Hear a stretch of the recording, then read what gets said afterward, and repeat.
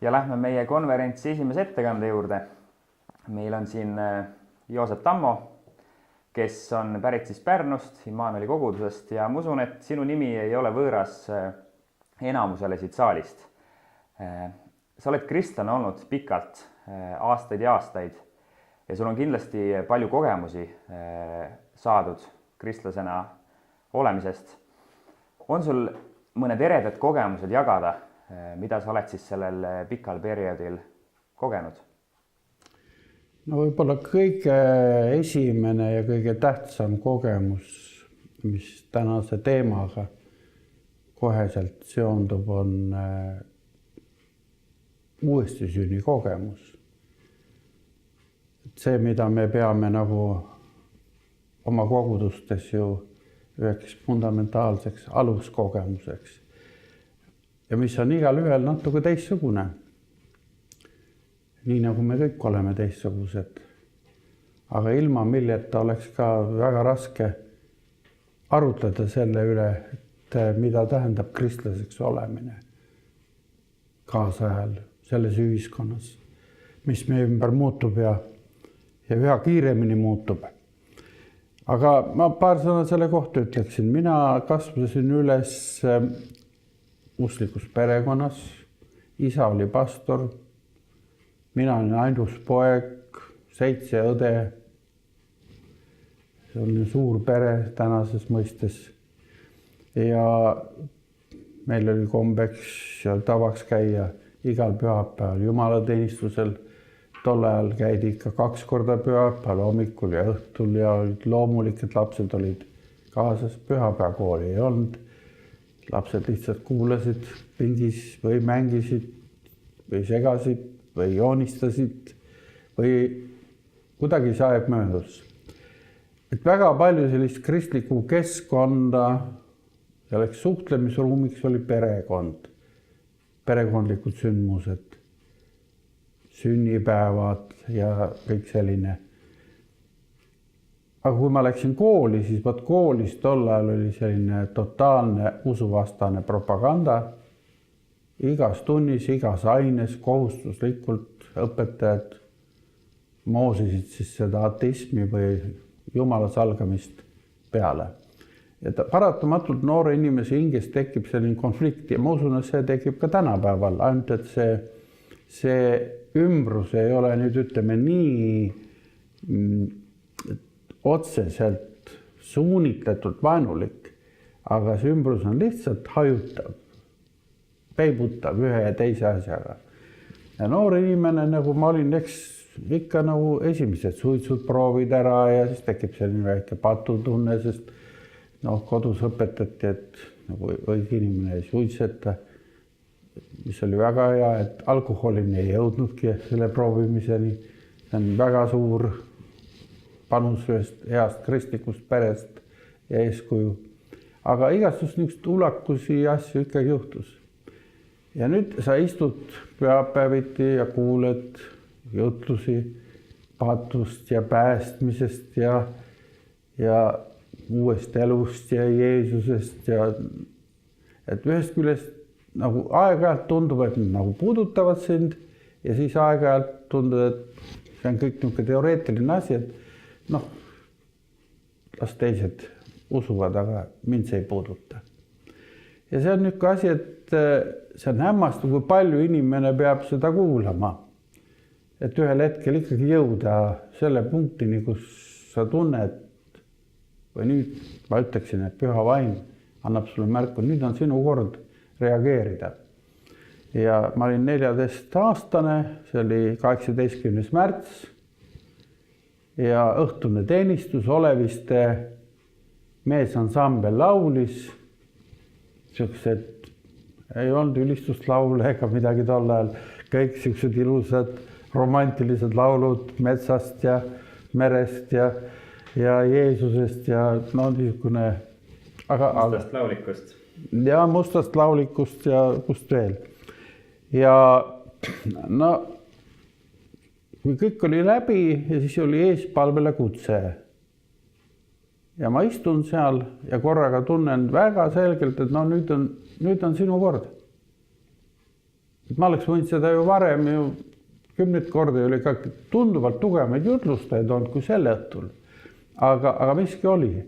Ja siis ja läksin ka siis sinna ette ja siis muga palvetati.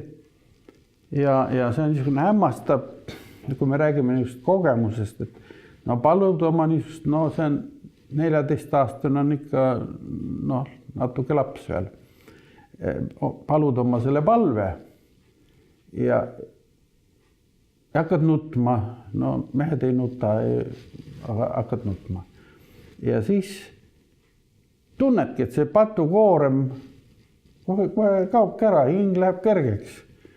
Et midagi, mis sind on koormanud ja vaevanud, et miski vastuolu sinus nagu kaob ära. Ja mis selle võib-olla niisugune üllatab, niisugune taust oli veel, et üks nädal aega tõepoolest nagu kõik, kui sealt käisin mööda tänavaid sõpradega ja vestlesime koolis, kõik nüüd oli väga kirgas ja värvid isegi olid värvilisemad või nagu selgemad ja siis tasapisi nagu see muutus normaalsusesse tagasi. Et see on olnud üks niisugune väga tugev nagu kogemus ja ma olen Jumalale väga tänulik selle eest ja muidugi vanematele, kes mind kasvatasid, kes mind ikka sinna palvemajja terisid. Sest võib-olla ikkagi noore poisi elus on hetke, kus sa läheksid võib-olla kala püüdma või mingi muu asjaga tegelema. Aga teine nüüd, ütleme, kui sa küsisid mitmuses, et siis teine niisugune fundamentaalne kogemus, millest ma olen ka siin ja seal olen rääkinud. Ma olin juba noor pastor ja Paldur Teekel kutsus mind Elva. Elvas oli evangeeliumi nädal, iga õhtu kuulutati ja hommikul oli ka tunnid ja päris tavaline eespalvele kutse. Üks vanem naisterahvas tuli oma murega, perekondlikud mured, see ei olnud ka päris niisugune pöördumispalve, vaid eelkõige murede pärast palvetamine. Ja Elvas on see altari niisugune võre seal ees. Mina olen seestpool, tema on väljaspool ja selle palve ajal ma korraga tunnen, et niisugune valguse sammas aeglaselt, aeglaselt laskub nagu minu peale. Valgus ja soojus niimoodi. Aeglaselt tuleb. Ja kuni kogu keha oli selle sees. Ja mina nagu palvetad ja samal ajal käib mõte peast läbi, et kaine niisugune mõte, et kas on mingi vereringi häire või mingi niisugune, et kus niisugune, mis nüüd toimus. Ja seal eespalvel olles, siis tuli see valgus ja soojus üle nagu kogu ihu. Ma olin nagu varem ikkagi nagu kuidagi naernud selle üle, et kui vanemad vennad ütles, et kui ikka püha vaim tuleb, et siis täidab sind kohe pea ja laest jalad allani. Et mis veider kogemus see selline? Ja mõtlesin, et see läheb üle ja istume vend Paldur Teekeliga õhtulauas ja ma tunnen, et ikka see jätkub kõik. Siis ma mõtlesin õhtul, pidasin õhtupalve ja ma olin ööbisin seal ja mõtlesin, hommikuks on see igal juhul läinud. Et ei saa olla nii, aga tuli hommik, ikka kõik jätkub niimoodi, et oled nagu valguses ja oled niisugune soojus ja valguse kest on see ümber ja niisugune eriline seisund ja selgus ja niisugune väga hea. Ja siis kuskil lõuna ajal me vestlesime, meil üks väike teenistus oli ja siis tasapisi ka nagu läks see nagu üle. Nüüd muidugi psühholoogiliselt võib seda seletada seda ja teistpidi, aga nüüd uskliku noore mehena, Jumala riigi töötajana, et sa ikkagi hakkad mõtlema selle vaimuliku tähenduse üle. kindlasti ka täna selles auditooriumis on inimesi, kellel on väga omapäraseid selliseid kogemusi. Ja need kogemused on väga vajalikud. Ka, ma töötan koolis ja lapsed aeg-ajalt küsivad, et õpetaja, kas te olete Imetähti näinud? No, mis sa ütled? Sa pead kohe vastama selgelt, et kas oled või ei ole. Nagu ei ole, no mis sa siis ikka seal räägid. Aga kui sa ütled, et sa oled ja tõepoolest tood mõne niisuguse näite, kas oma elust või mingist sündmustest, siis seda võib vaidlustada, seda võib teisiti seletada, aga ta on väga niisugune, sinu enda jaoks on ta väga selge märk ja selle tähendus ajas nagu kasvab. Aga me ei saa oma usuelu ainult heitada nendele kogemustele, sest kui me võtaksime ükskõik missuguse tänapäeva New Age'i inimese või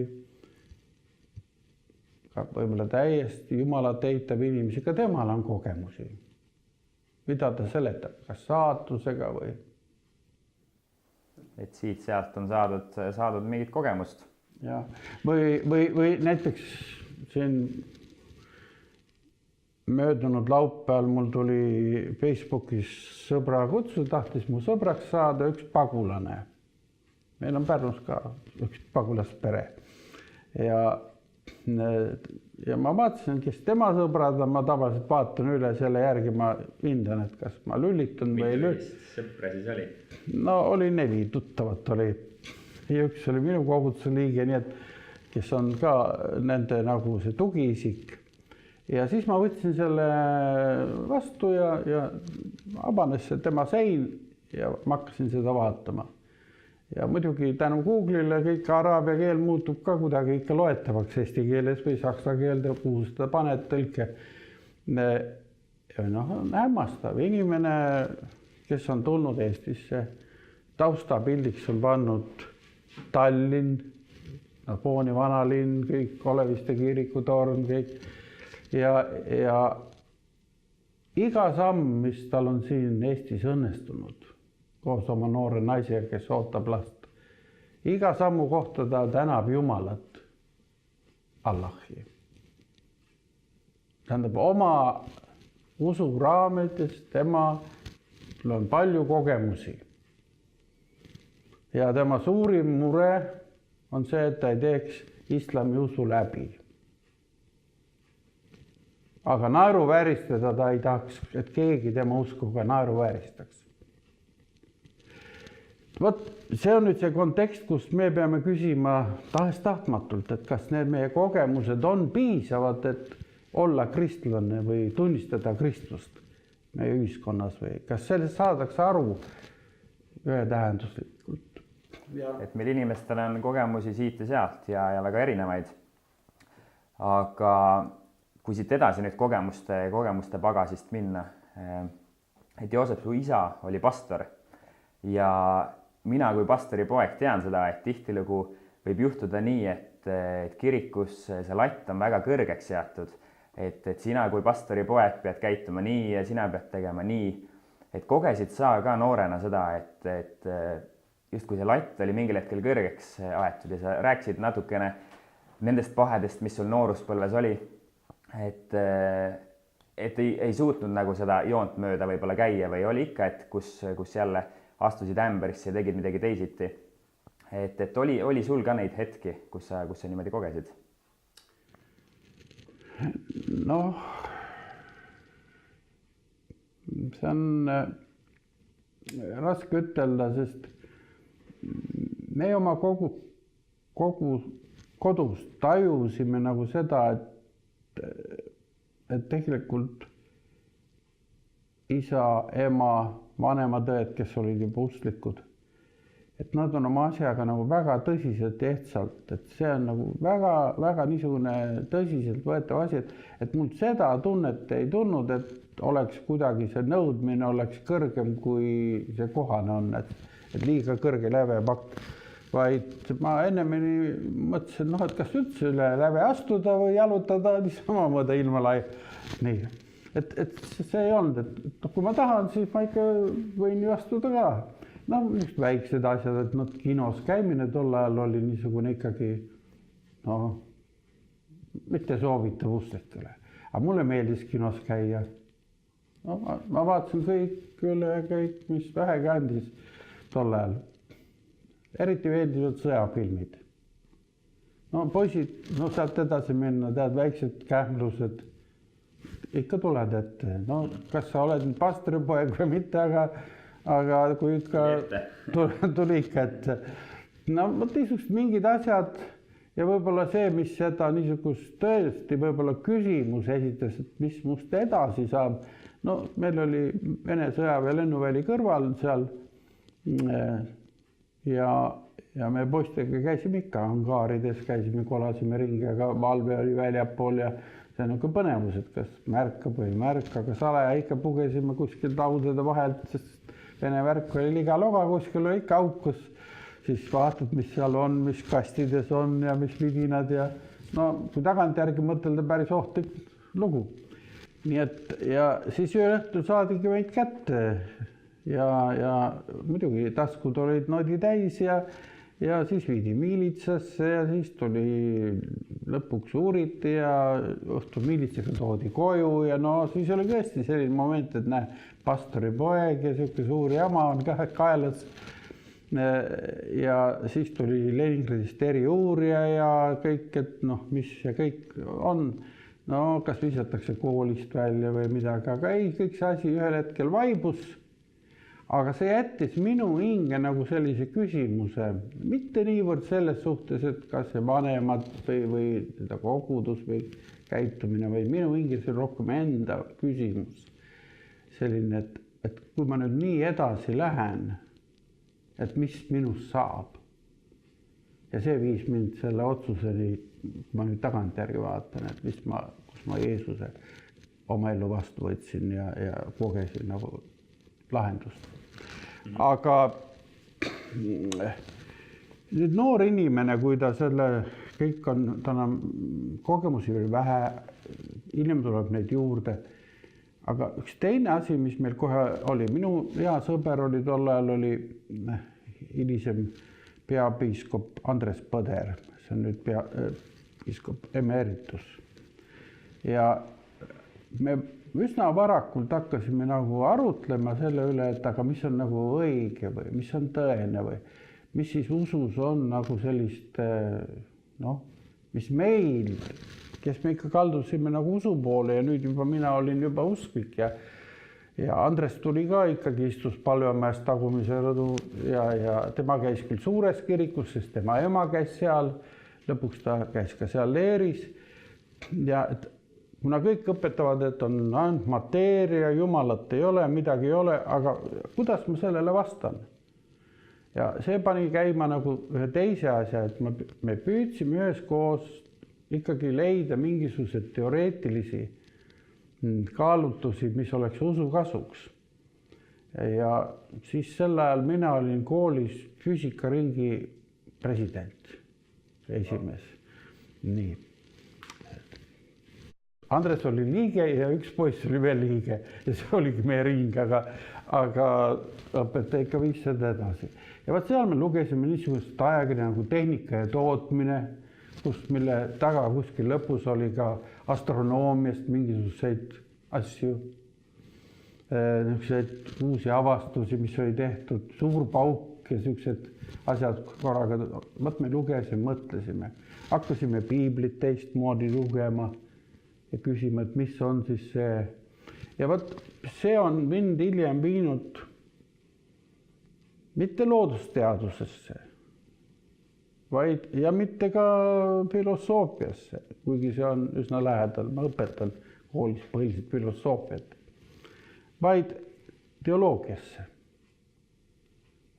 Kuidagi süsteemselt mõista seda oma usuelu, oma kogemusi, neid ka suuta sõnastada ja see, kui me nüüd täna vaatame, see esimene võib-olla usutunnistus, mille me Uues Testamendis loeme piiblis, ongi Jeesus on issand.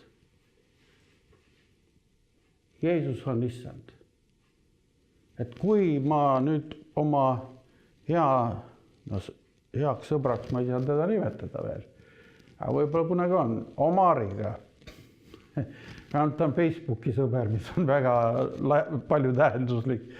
Nii, kui ma istun ühe laua taga ja tema ütleb, et tema jaoks kõige tähtsam on prohvet Muhamed ja need ilmutused, mis on tema saanud, siis mina ütlen, et minu jaoks kõige tähtsam on prohvet Isha, Jeesus, araabia keeles Isha. Mida nemad ka tunnistavad ja teavad, et on nende jaoks 5. prohvet, aga mitte ainult, et ta on prohvet, vaid ta on minu jaoks ka minu elu peremees, isand, palju enam, ta on Jumala poeg. Ta on Jumalast läkitatud. Nüüd minu positsioon on see, et nüüd ongi see meie teema, mis sellel Kolgata koguduse konverentsil parasti on käsil, et kuidas ma siis elan seda välja ja mõtestan selles kaasaegses ühiskonnas. Et mis see siis tähendab? No see struktuur on, usustruktuur on laiem natukene, kui ainult see esimene usutunnistus, et Jeesus on issand. 1. Korintuse kirja 8. peatükis 6. salmis on selline nii öeldud. Meie jaoks on ometi ainult üks Jumal, Isa, kellest on kõik asjad ja meie tema juurde teel ning üks issand Jeesus Kristus, kelle läbi on kõik ja ka meie tema läbi. Üks Jumal. Selles asjas me oleme Omariga ühel nõul. Tal on ka üks Jumal. Aga meil on veel. Tema läbi on kõik asjad. Aga meie oleme selle ühe Jumala juurde teel Jeesuse Kristuse läbi. Jeesus Kristust järgides. Aga see tähendab minna päev-päevalt koos temaga. See ei ole lihtsalt mingisugused valguskogemused, müstikas on väga palju, ka kristlikus müstikas valguskogemusi, et niisugune, millest mina rääkisin. See valgus kattis mind nagu silindriga, aga on neid niisuguseid nagu valguskogemusi. Nüüd kristlikkus ja müstika selline varasemad kihid või mis on nagu sügavamad, seal eristatakse, öeldakse niimoodi, et kõik valguskogemused, kui sa näed, mis on nagu päiksekujulised, need on õiged. Aga need valguskogemused, kus sa näed mingeid nägusi, neist tuleks kahelda. Need võivad olla Lutsiferi poolt, saatana poolt. No mul neid kogemusi ei ole. Ma ei oska siin ütelda, aga see paratamatult paneb meid mõtlema, et kõik asjad, mis meid ümbritsevad vaimselt ja seda vaimsust on ju meie ajal ju väga palju. Et kõik asjad ei ole õiged. Katsuge vaimud läbi. Ja kus see kõige suurem läbikatsumise koht ongi Kristust järgides on, et me jõuame koos Kristusega, me ei jõua mitte sinna, kus 5 või 1000 toidetakse. Mitte on sinna, kus suured hulgad saavad tervendatud, vaid lõpuks me jõuame risti alla. Ja kas me siis oleme valmis? Me teame, et jüngrid, kes otseselt Jeesust järgisid, et siis üldiselt jooksid laiali. Seal seda ustaväid eriti ei jäänud. Et Johannes seal on veel risti all, aga kõik muu seltskond oli laiali. Ja üks isegi reetis meissanda. Ainult kogemused ei piisa. On üsna tähtis, väga tähtis on ikkagi evangeeliumid, 4 evangeeliumid, mis kõnelevad ajaloolisest Jeesusest Kristusest, nii nagu ta elas, nii nagu ta kannatas, nii nagu ta suri. Ja ka nendest, seal me näeme ka neid põhjuseid, miks see kõik ja kellega need vastuolud tal tekkisid. Küll käsutundjate, kirjatundjatega, neid väga võimuritega, kes olid parajasti võimul, kartsid oma võimu pärast, et need on nagu väga erinevad põhjused. Aga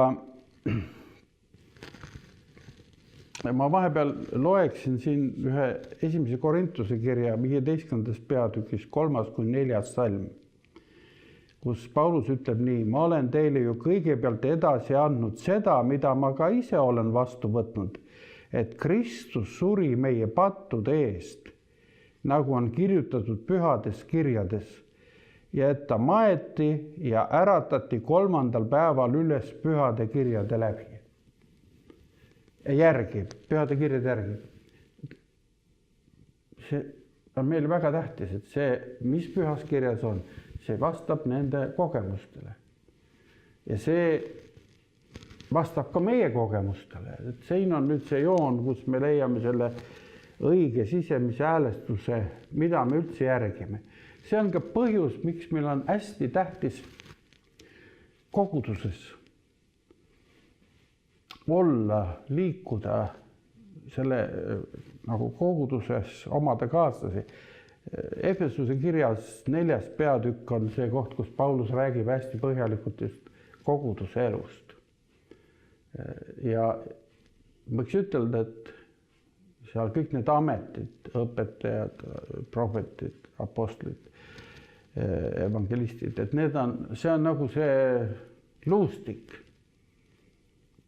mida me vajame, et üldse ühiselt liikuda, et see ei ole ainult individuaalne meie usk, vaid seal on alati üks koguduslik selline kollektiivne dimensioon ja see annab sellele ka teatud objektiivsuse. Kui ma jääksin ainult oma selliste tunnete ja kogemuste pinnale, siis ma võiksin väga kergelt eksida.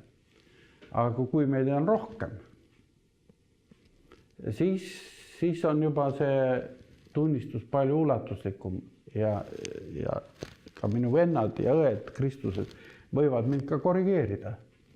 Et see ei ole, et tuju läks ära, täna läks halvasti, see ei paku mulle enam midagi, jalutan minema.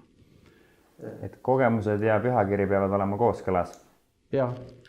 Aga on sul koguduses tulnud ka ette sellist situatsiooni või aastaid tagasi olid ka sa EKP liidu president, et ise nagu koged midagi ja teised su kõrval kogevad hoopis midagi muud. Ometigi te olete mõlemad kristlased. Ei ole nii, et üks on ühest usust, teine teisest usust, vaid et mõlemad olete kristlased ja kogete hoopis erinevalt. Kuidas te olete siis sellises hetkes käitunud ja kuidas te olete need situatsioonid lahendanud?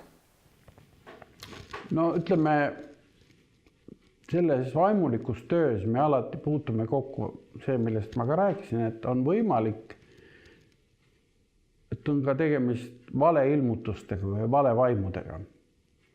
Ja minul teatud perioodil on aegu, kus nagu sa ei tegele, sina neid valevaimusi ei otsi ja nemad sind ka ei puuduta. Aga on perioodi, kus sa nagu paratamatult puutud kokku inimestega, kellel on mingisugused vaimulikult täiesti sellised ka väga suured ilmutused, aga küsitavad. Ja siis sel hetkel see on ka, kas see on Jumalast, kindlasti on Jumalast, see kand, et minul nagu punane tuluke, ma ütlen, et läheb põlema, et ma tunnen, et miski asi häirib. Ma ei suuda seda seletada, sest see ongi nagu müstiline maailm kõik, aga ma saan aru, et miski asi häirib. Ja niisugune võib-olla ma toon ühe niisuguse näite, et tollal noored inimesed, nüüd nad on juba vanemaks saanud, olid armunud, soovisid abielluda ja siis selle ühe poole ütleb, et temal oli ilmutus, et tuli üks madu selle naise näoga ja tahtis seda venda nõelata. Ja niisugune nagu hoiatav nagu nägemus. ja see vend, usklik vend, ta pärast tunnistas, et see siiski teda häiris, kuigi tema jaoks oli tema armastus ja täielik ja kõik, aga see ilmutus nagu häiris. Ja nüüd seesama ühel järelkoosolekul, seesama inimene, ta ei olnud meie koguduse liige, kes seda on ütelnud, seal teises pingis ja valju häälega palvetab võõrastes keeltes. Ja ma tõusen põlvedelt üles ja väga selgelt saan aru, et see on vale. Kui täiesti, üks nii vale, kui üldse, kohe see punane tuli, kohe särab peas. Ja ma pärast seda palvet ka õele ütlesin, et see ei ole õige. Ta midagi ütles vastu, siis ta läks ja rohkem ta ka ei näidanud ennast, aga mina siis sel hetkel ei teadnud, et tegelikult tema vaikne soov oli oma tütart sinna sellele vennale soovitada. Aga tegemist oli niisuguse inimliku, täiesti inimliku, võib-olla isegi saatanast inspireeritud niisuguse vaimu väljendusega, mis oli vale, aga mul oli täiesti teistsugune, kohe selge ja sellel viisil, nagu ma oskasin, ma ka seda väljendasin. Kas see väljendusviis on nüüd, kui me näeme, et midagi on valesti koguduses või kellegi elus? Evangeeliumis on antud selge õpetus.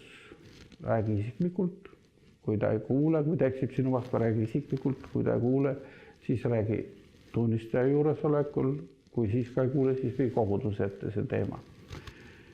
See on olnud ka baptistidel anabaptistide tekstides üks põhilisi selliseid tekste, kui mina tulin veel kogudusse, siis koguduse juhatuse ees küsiti, et niisugune küsimus, et kas sa oled ka selleks valmis, kui koguduse vennad sind noomivad? Ma ei tea, kas täna veel niisugust küsimust esitatakse, aga see küsiti ja nii kui hiljem ma olin ise juhatuse liikmed ja liige, siis vanemad vennad seda küsimust küsisid ikka, et kas aga täna ma ise ei küsi. Ise ei küsi, ma pean ütlema, ma olen halb selle koha pealt, aga see koguduse korrigeeriv element on nüüd hästi tähtis siin juures. Me oleme vaadanud nüüd kahte asja. Üks on see isiklik kogemus Jumalaga, mis on hästi tähtis, et me alati suudame vastata, et jah, see on nii, ma olen kogenud, ma olen Jumala imesi näinud. Muidugi me ise need ei saa teha, aga Jumal meile need kingib, kui me siira südamega seda igatseme. Ja siis teine on see teoreetiline külg.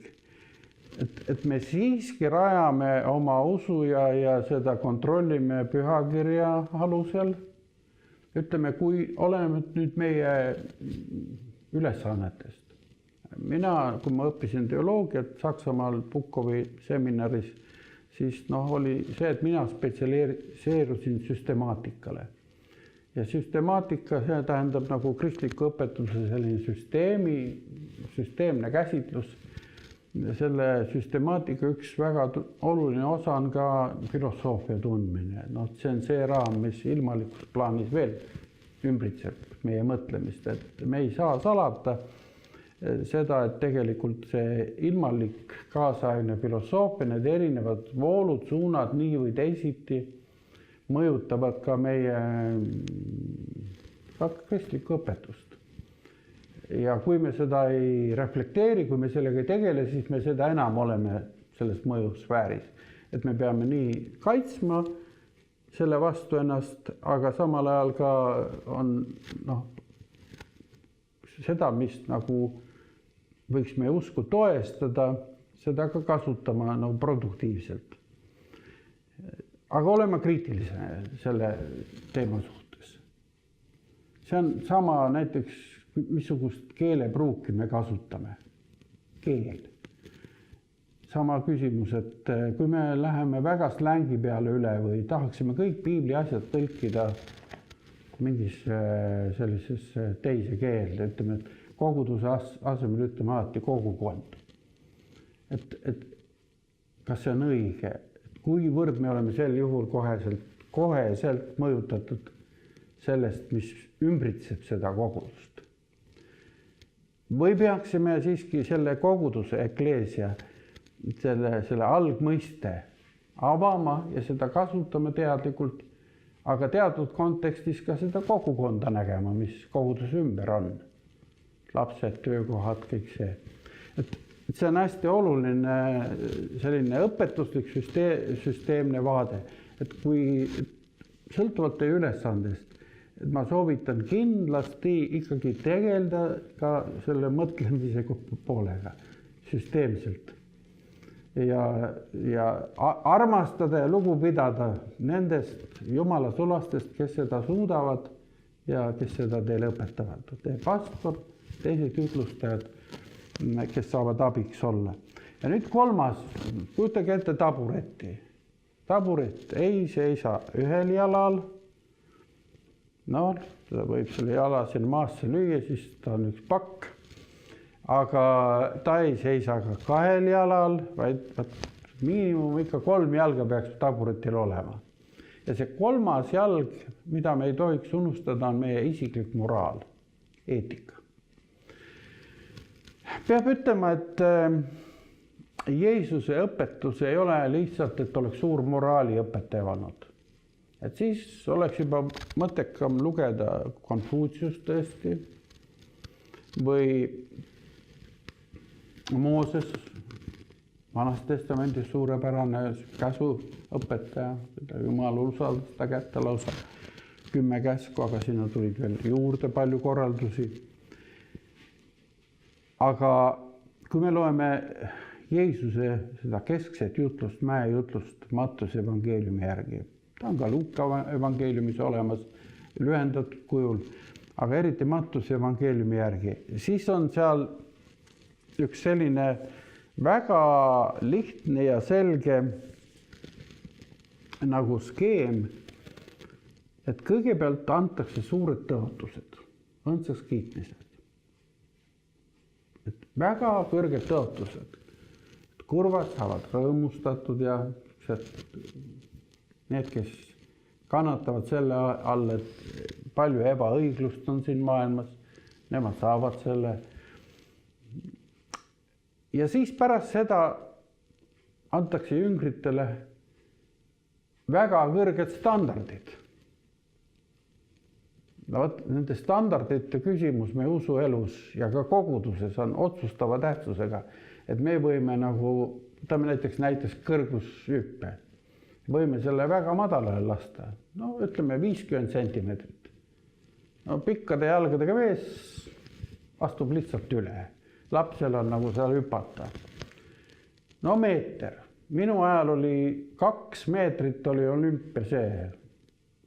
Nõukogude aeg oli seal Brummel või, et 2 meetrit ületas. Ma ei tea, mis tänased olümpiarekordid on. See on väga kõrgemal. Ja, kindlasti kõrgemal. Nüüd me võime naerda selle üle, et milleks selline hüppamine. Me võime sealt alt läbi jalutada, võime lati alla lasta, aga tõsi on see, nii kõrgele, kui on kõrgem hüppe toimunud, et me jääme sinna alati alla. Nüüd Jeesus panebki nagu väga kõrge lati. Et isegi meie mõtted on puhtad, mitte ainult meie tegude poolest, sõnadest rääkimata. Ja siis ta paneb veel midagi, mis kaasajal on moraalsest seisukohast hästi minu meelest küsitav. Ja meile tekitab küsimusi. See on, et kui sa midagi teed, kui sa palvetad, kui sa tegeled heategevusega, kui sa tegeled usu nimel oma elu piiramisega, et see tähendab fokusseerid millelegi. Seda nimetatakse ka paastuks. Et jätad väga palju asju tegemata, söömine võib-olla ka kaasa arvatud, vähendad seda ja fokusseerid kõige olulisema pikal perioodil. Et ka nüüd vanades kirikutes need paastuajad, need mõeldud selleks, et inimesed fokusseeriksid ennast sellele pühale, mis kohe-kohe hakkab nüüd tulema. 40 päeva. Idakirikus on ka näiteks jõulude eel väike paastuaeg, et sellele Kristuse sündimisele ennast fokusseerida. Ükskõik nüüd 3 asja, mis kuuluvad ka usuelu juurde, et mis sa iial teed, hoia madalat profiili. See ei ole teistele näitamiseks ja demonstreerimiseks. Aga kui ma loen, see on minu jaoks probleem, mul ei ole lahendust, aga kui ma loen niisugust arutelu, et võtame ühe koguduse juhatuse koosoleku, arutatakse selle üle, et meil on väga hea kogudus, meil on nii head näitajad kõik siin, meil on palju heategevusüritusi, meie lastetöö on ideaalne, noortetöö on ideaalne, aga me ei ole meedias nähtavad. Me peaksime nagu kutsuma ühe PR-inimese, kes selle asja paneb paika, teeme siin promo, kõik, et terve linn maa näeks. Ja võt selle koha peal minul nagu tekib küsimus, et ma loen Jeesuse programmilist Jumalariigi jutlust, õpetust. Ja mis siis meie teeme parajasti? Me teeme täpselt vastupidi. Mul ei ole ka päris head lahendust, nii et ma ei paku siin Tartu Kolgata kogudusele mingit retsepti. Seda peab ise leidma selle õige balanssi. Ja vaat selle juurde ma tahaksigi tulla, et moraalsed standardid hoiame kõrgel. Aga tõsi on see, et meie paljud ei hüppa sealt üle. Aga see ei tähenda seda, et seda standardit ei ole olemas. Aga meil on eesmärgid. Me areneme, me kasvame koos Jeesusega, me järgime teda, me läheme, me aitame üksteist. Kui keegi on kraavis, siis me tirime ta välja Jumala abiga. Keegi on komistunud, aitame üles. See, et koguduse keskel ka tuleb pattu ette, see ei ole mingisugune uudis. Me oleme inimesed, me oleme ekslikud, natuke see palveosadus Jumalaga jääb nõrgemaks, inimene ongi juba käpuli. Aga see ei ole ka see põhjus, et me viskame ta kogudust välja kohe. Vaid meie ülesanne teda aidata, see ongi evangeelium, et me ikkagi, meil on standard, on kõrge, me liigume sinna poole. Aga nüüd kuidas liigume? Ja vaat see kuidas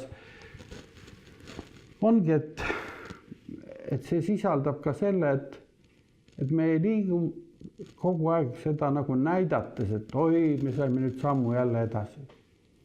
Et kunagi Elmar Salumaa, kes oli Treffneri gümnaasiumis 30. aastate lõpul, möödunud sajandil, peab juba ütlema kogu aeg, et möödunud sajand, et tema ütles niimoodi, et kikivarvul kaua ei seista. Ei seisa üksik inimene kikivarvul eriti kaua, ei seisa ka kogudus eriti kaua. See, mis me teeme, see on nüüd see, mis ma oma viimase presidentuuri ajal nagu nägin, et peaks olema õieti ka see meie vendluse, meie koguduste nagu need põhiväärtused. Et see, mis me teeme, elame, kõigepealt on ehtne. Me ei pea püüdma rohkem olla, kui me tegelikult oleme. Ka Jeesus, kui me loeme siit, ta on see, kes ta on. Ta on oma isaga, ta on palves, ta tuleb alla, tal on meelevald, aga ta ei püüa kuskil olla rohkem, kui ta on. Ja no siis teine niisugune võib-olla moment, mis oleks väga tähtne, me oleme siiski evangeelsed, me ei häbene seal, kus me läheme. Me ei häbene oma usku. Me ei pea seda ka iga päev kogu aeg teistele oma kaaslastele, töökaaslastele, koolikaaslastele pähe määrima. Aga need hetked, kui me nagu vaimus kasvame, et tulevad väga selgelt esile, kus sa saad otse ütleda seda, mis sa mõtled. Või sinu käest otse küsitakse, et mis usku sa oled. Ja miks sa nii toimid? Et nagu oleme juba rääkinud, et see on Kristuse keskne meie elu. Nii koguduses kui isiklikus elus.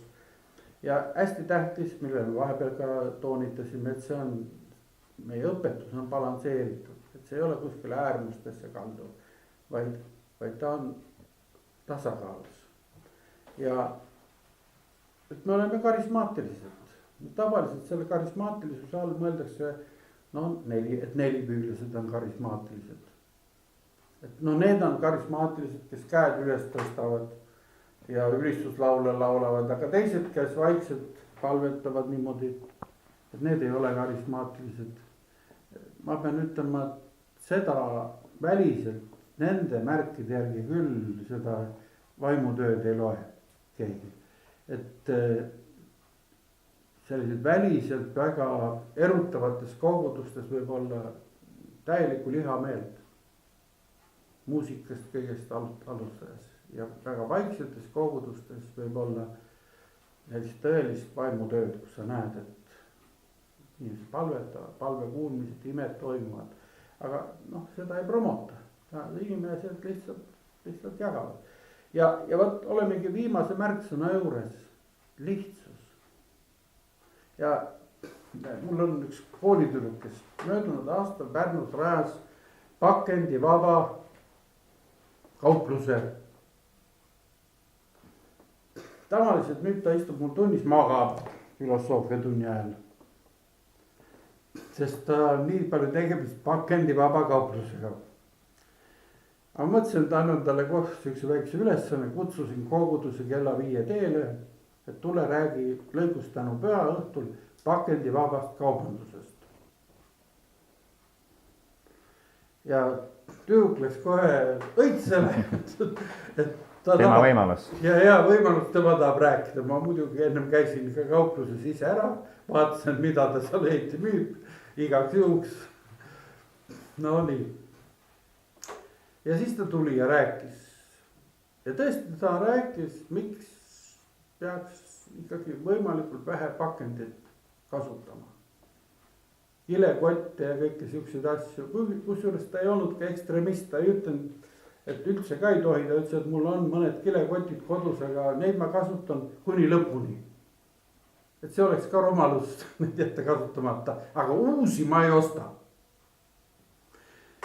Ja ma mõtlen ka see, nii meie isiklikus vaimulikus elus kui koguduslikus elus, et see lihtsus mingis mõttes tähendab ka pakendivaba usuelu. Ma ei tea, kas see mõttekoht, et me tahaksime ikka särada paremini või panna niimoodi, eriti jõuluajal oma kingitused niimoodi säravasse pakendisse ja lipsud peale, aga see ongi võib-olla meie vendluse, meie koguduste üks selline kutsumus esindada seda alternatiivi. Kui te lähete sinna alla, Uspenski katedraal või mis te seal all on, kirik, õiguse kirik, seal on palju pakendit, hästi särab kõik. Ja kindlasti see paljus inimesi ka aitab mõista lähemale tuua, ma ei vaidlusta, pakendil on oma esteetiline külg. Aga, ja mõnes teises kirikus on teistmoodi, vähem rohkem. Aga võt meie tuleme, me oleme selles mõttes tõeliselt maarahva kristlased. Lihtne, ehtne, evangeelne, balansseeritud, karismaatiline, Kristuse keskne. Ja tegelikult selline väline ilu või välimine külg tihtilugu võib tekitada nendes, kes on siis väljaspool kogudust, väljaspool kirikut sellise tunde, et aga miks siis mina sinna üldse peaksin minema. Et kirikuhoones, koguduses kõik on justkui täiuslikud, kõik saavad oma eluga hakkama, kõik on hästi.